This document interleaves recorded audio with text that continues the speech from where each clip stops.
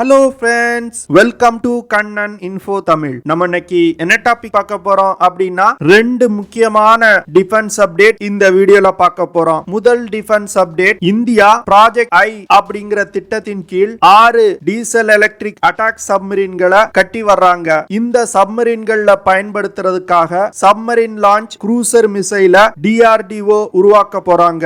இந்தியாவிடம் பிரம்மோஸ் மிசைலோட submarine launch cruiser missile version இருக்கு. இந்த சூழ்நிலையில இந்தியா எதற்காக புதிதாக ஒரு மிசைலை உருவாக்க போறாங்க? ப்ராஜெக்ட் 75 திட்டத்தின் கீழ் கட்டப்பட்டு வரும் கல்வரி கிளாஸ் சப்மரீன்களோட சிறப்பு அம்சங்கள் என்ன அப்படிங்கறத பத்தி பார்க்கலாம். இரண்டாவது டாபிக், பாரத் டைனமிக்ஸ் நிறுவனத்திற்கு இந்தியன் ஏர்போர்ஸுக்கு அஸ்த்ரா பியாண்ட் விஷுவல் ரேஞ்ச் மிசைலை சப்ளை செய்வதற்கான ஒரு பல்க் ஆர்டர் கிடைக்க போகுது. அந்த ஆர்டர் பத்தியான டீடைல்ஸ் என்ன, இந்தியன் ஏர்போர்ஸ் வாங்கக்கூடிய அஸ்த்ரா மிசைலோட தாக்கும் திறன் என்ன அப்படிங்கறத பத்தி நம்ம டீடைலா இந்த வீடியோல பார்க்கலாம். நீங்க இப்பதான் நம்ம சேனலுக்கு ஃபர்ஸ்ட் டைம் வர்றீங்க அப்படின்னா நம்ம சேனலை சப்ஸ்கிரைப் பண்ணிக்கங்க. அப்படியே அந்த பெல் நோட்டிபிகேஷனை கிளிக் பண்ணி ஆல்ங்கிற ஆப்ஷனை எனேபிள் பண்ணிக்கங்க.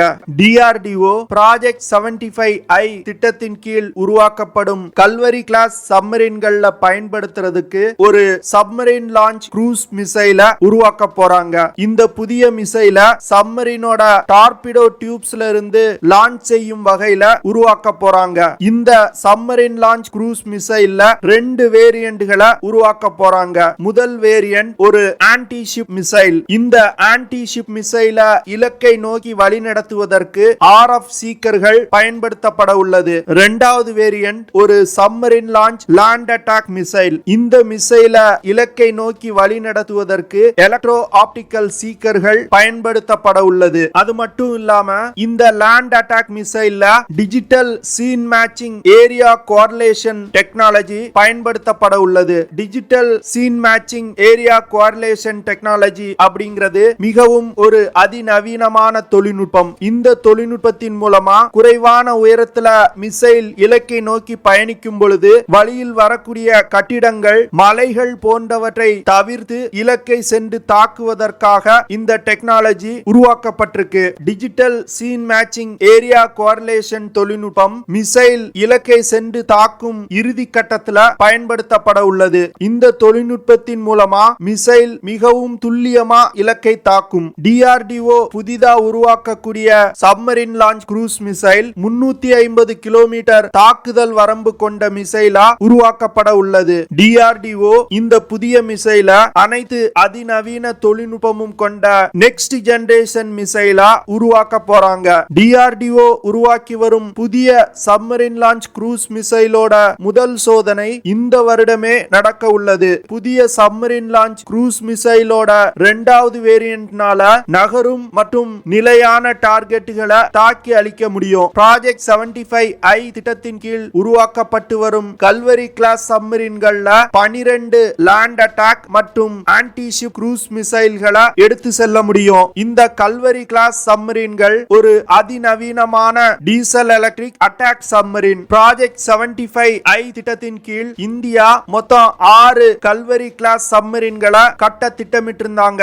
இதுல 5 சப்மரீன்கள் கட்டி முடிக்கப்பட்டுள்ளது. மீதமுள்ள ஒரு சப்மரீனோட கட்டுமான வேலைகள் நடந்து கொண்டிருக்கு. இந்த 6 சப்மரீன்களை கன்ஸ்ட்ரக்ட் பண்றது Mazagon talk ship building limited நிறுவனம். ப்ராஜெக்ட் 75 திட்டத்தின் கீழ் கட்டப்பட்டு வரும் கல்வரி கிளாஸ் சப்மரீன் 1600 டன் எடை கொண்ட சப்மரீன். 67.5 மீட்டர் நீளமும் 6.2 மீட்டர் அகலமும் கொண்ட சப்மரீன். இந்த சப்மரீனோட உயரம் 12.3 மீட்டர். இந்த சப்மரீனை இயக்குறதுக்கு 4 SE-84 டீசல் இன்ஜின் பயன்படுத்தப்படுது. அது மட்டும் இல்லாம இந்த சப்மரீனை இயக்க தேவைப்படும் பவரை சேமித்து வைப்பதற்கு 360 பேட்டரி செல்ஸ் இருக்கு. இந்த கல்வரி கிளாஸ் சப்மரீன்ல DRDO நிறுவனத்தால் உருவாக்கப்படும் ஃபியூல் செல் பேஸ் API சிஸ்டத்தை 2023 வருடத்திலிருந்து பயன்படுத்த போறாங்க.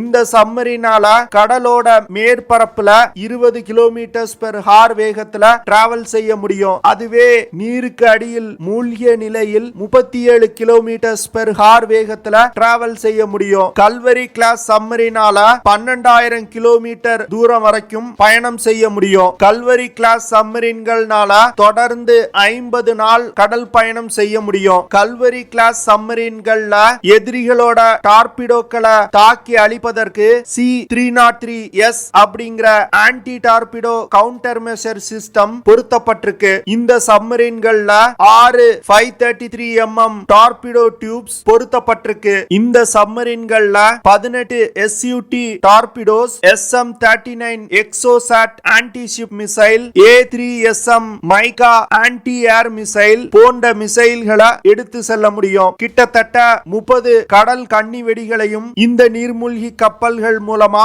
எடுத்து செல்ல முடியும். இந்த நீர்மூழ்கி கப்பல் மிகவும் ஒரு சக்தி வாய்ந்த டீசல் எலக்ட்ரிக் அட்டாக் சப்மரீன். இந்த புதிய submarine launch cruise missile torpedo டியூப்ஸ்ல இருந்து லான்ச் செய்யக்கூடிய மிசைலா வடிவமைக்க போறாங்க அப்படின்னு சொல்லியிருந்தோம். இந்திய கடற்படை முதல்ல வெர்டிகல் லான்ச் சிஸ்டத்தை ப்ராஜெக்ட் 75I திட்டத்தின் கீழ் உருவாக்கப்படும் சப்மரீன்கள்ல பயன்படுத்த திட்டமிட்டிருந்தாங்க.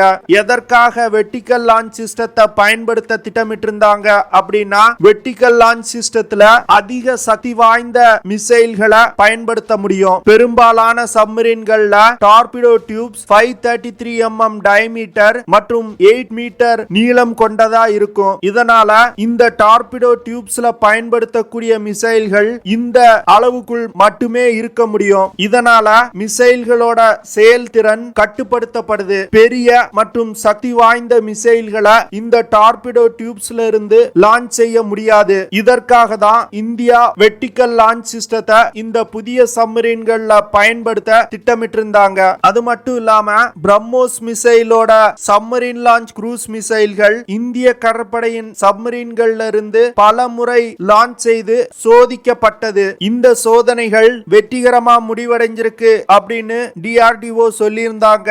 வெர்டிகல் லான்ச் சிஸ்டத்தை புதிதாக உருவாக்கப்பட்டிருக்க கல்வரி கிளாஸ் சப்மரீன்கள்ல பொருத்தணும் அப்படின்னா சப்மரீன்கள்ல பல டிசைன் சேஞ்சஸ் கொண்டு வர வேண்டியது இருக்கு. அதனால இந்த திட்டத்தை கைவிட்டுட்டு புதிதாக டார்பிடோ டியூப்ஸ்ல இருந்து லான்ச் செய்யக்கூடிய மிசைல்களை DRDO உருவாக்கி வர்றாங்க.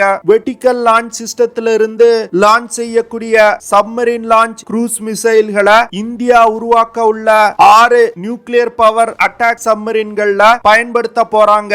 அடுத்த டாபிக், இந்திய விமானப்படை உள்நாட்டிலே தயாரிக்கப்பட்ட Astra beyond visual range air to air மிசைல்களை வெற்றிகரமா Su-30 MKI போர் விமானங்கள்ல இணைத்து பயன்படுத்தி வருது. இந்த அஸ்த்ரா மிசைல் ஒரு லிமிடெட் சீரியஸ் மிசைலா முதல்ல உருவாக்கப்பட்டது. இந்த மிசைலை உருவாக்குறது பாரத் டைனமிக்ஸ் நிறுவனம். இந்த மிசைல இந்திய விமானப்படைக்கு முதற்கட்டமா 50 மிசைல்களை பாரத் டைனமிக்ஸ் நிறுவனம் வழங்கி இருந்தது. இந்த மிசைலோட செயல்திறன் இந்திய விமானப்படையின் தேவைகளை பூர்த்தி செய்வதால் முதற்கட்டமா 250 மிசைல்களுக்கான பல்க் ஆர்டர் பாரத் டைனமிக்ஸ் நிறுவனத்திற்கு இந்திய விமானப்படை வழங்க இருக்காங்க.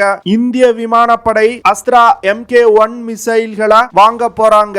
ஒரு அஸ்த்ரா MK1 மிசைலோட விலை 7.5 crores. அதிகமான அளவுல இந்திய விமானப்படை மிசைல்களை ஆர்டர் செய்யறதுனால இந்த மிசைல்களோட விலை குறைக்கப்பட வாய்ப்பு இருக்கு. அஸ்த்ரா மிசைல்களை LCA தேஜஸ் விமானத்திலையும் வெற்றிகரமா இணைத்து சோதனை செய்யப்பட்டுள்ளது. அதே போன்று கடற்படை விமானம் தாங்கி போர்க்கப்பல்ல பயன்படுத்தக்கூடிய MiG-29K விமானங்களையும் அஸ்த்ரா MK1 மிசைல்களை வெற்றிகரமா இணைத்து சோதனை செய்யப்பட்டுள்ளது. இந்திய விமானப்படை பயன்படுத்தி வரும் MiG-29 UPG விமானத்திலையும் அஸ்த்ரா MK1 மிசைல்களை அடுத்த வருடம் இணைக்க போறாங்க. அது மட்டும் இல்லாம இந்தியா புதிதாக உருவாக்கி வரும் தேஜஸ் MK1 விமானம் மற்றும் MK2 விமானத்திலையும் அஸ்த்ரா மிசைல்களை பயன்படுத்த போறாங்க. அதனால வரும் காலங்கள்ல இந்த அஸ்த்ரா மிசைல்களுக்கான தேவை மிக அதிகமான அளவுல இருக்கும் அப்படின்னு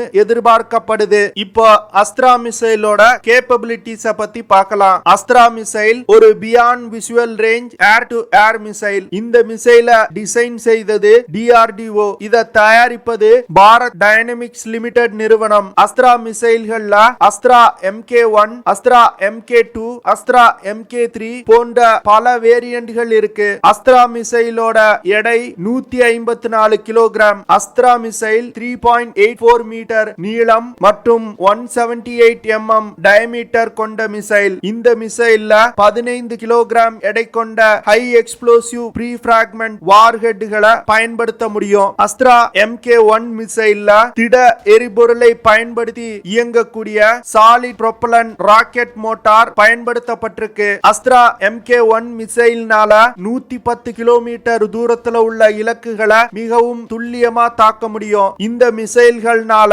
அதிகபட்சமா 66,000 அடி உயரம் வரைக்கும் பறக்க முடியும். இந்த மிசைல்கள்னால மாக் 4.5 அப்படிங்கிற வேகத்துல பறந்து சென்று இலக்கை தாக்க முடியும். மாக் 4.5 அப்படிங்கிறது 5500 கிலோமீட்டர் பெர் ஹார் வேகத்துல பறந்து சென்று இலக்கை தாக்கும். அஸ்த்ரா மிசைல இலக்கை நோக்கி வழி நடத்துவதற்கு fibre optic gyro base inertial navigation system பயன்படுத்தப்படுது. இந்த மிசைல்ல ஒரு டேட்டா லிங்க் இருக்கு. இந்த டேட்டா லிங்கை பயன்படுத்தி மிசைல் இலக்கை நோக்கி பறந்து கொண்டிருக்கும் பொழுது மிட்கோஸ் அப்டேட் செய்ய முடியும். இதன் மூலமா இந்த மிசைல்கள்னால இலக்கை மிகவும் துல்லியமா தாக்க முடியும். ஓகே ஃப்ரெண்ட்ஸ், நம்ம வீடியோவோட நிறைவு பகுதிக்கு வந்துட்டோம். இதெல்லாம் தான் நான் உங்ககிட்ட ஷேர் பண்ணணும் அப்படின்னு நினைச்ச விஷயங்கள். ஐ ஹோப் நான் ஷேர் பண்ண விஷயங்கள் உங்களுக்கு பிடிச்சிருக்கும் நினைக்கிறேன். அப்படி பிடிச்சிருந்துச்சுன்னா ஷேர் பண்ணுங்க, லைக் பண்ணுங்க, கமெண்ட் பண்ணுங்க. மறக்காம நம்ம சேனலுக்கு சப்ஸ்கிரைப் பண்ணுங்க.